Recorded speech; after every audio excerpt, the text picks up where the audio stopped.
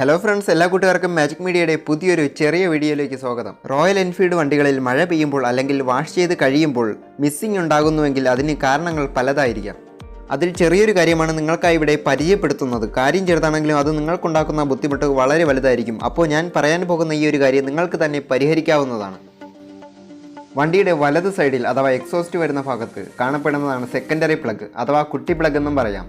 ഈ പ്ലഗിൻ്റെ ഭാഗത്ത് മഴ പെയ്യുന്ന സമയത്ത് അല്ലെങ്കിൽ വാഷ് ചെയ്യുന്ന സമയത്തും വെള്ളം കെട്ടി നിൽക്കാം. ഇങ്ങനെ സംഭവിച്ചാൽ മിസ്സിങ് വരാം, വണ്ടി സ്റ്റാർട്ട് ആവാതെ ഇരിക്കാം. ഈ കാണുന്നതാണ് സെക്കൻഡറി പ്ലഗ്. ഇവിടെ കെട്ടി നിൽക്കുന്ന വെള്ളം പുറത്ത് പോകുവാൻ വേണ്ടി ചെറിയൊരു ഹോള് കൊടുത്തിട്ടുണ്ട്. ആ ഹോള് ബ്ലോക്ക് ആവുന്ന സമയത്താണ് ഇവിടെ വെള്ളം കെട്ടി നിൽക്കുന്നത്.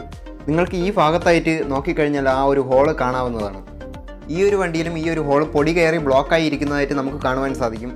സെക്കൻഡറി പ്ലഗിൻ്റെ ഭാഗത്ത് കെട്ടി നിൽക്കുന്ന വെള്ളം പുറത്ത് പോകണമെങ്കിൽ ഈ ഒരു ഹോളിൻ്റെ ബ്ലോക്ക് മാറ്റേണ്ടതുണ്ട്. ഒടിഞ്ഞ് അതിനകത്ത് ഇരിക്കാൻ ചാൻസ് ഇല്ലാത്ത എന്തെങ്കിലും ഹോള് ക്ലിയർ ചെയ്യാൻ എടുക്കാവുന്നതാണ്.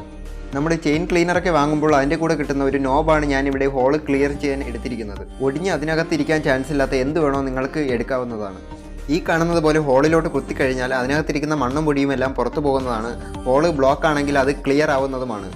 നിങ്ങൾക്ക് ഈ ഒരു വീഡിയോ ഉപകാരപ്പെട്ടുവെങ്കിൽ ലൈക്ക് ചെയ്യുക, മറ്റുള്ളവർക്കായി ഷെയർ ചെയ്യുക. ഇതുപോലുള്ള ടിപ്സുകൾ തുടർന്നും ലഭിക്കണമെങ്കിൽ ചാനൽ സബ്സ്ക്രൈബ് ചെയ്യുക. വീഡിയോയുടെ നോട്ടിഫിക്കേഷൻ ലഭിക്കുവാൻ സബ്സ്ക്രൈബിന് തൊട്ടടുത്ത് കാണുന്ന ബെല്ലൈക്കൺ കൂടി ക്ലിക്ക് ചെയ്യുക. എല്ലാ കൂട്ടുകാർക്കും എൻ്റെ വക ഹൃദയം നിറഞ്ഞ ചെറിയ പെരുന്നാൾ ആശംസകൾ നേർന്നുകൊണ്ട് നിർത്തുന്നു. അടുത്ത വീഡിയോയിൽ കാണുമായിരിക്കും. It's me Abhilash, signing out.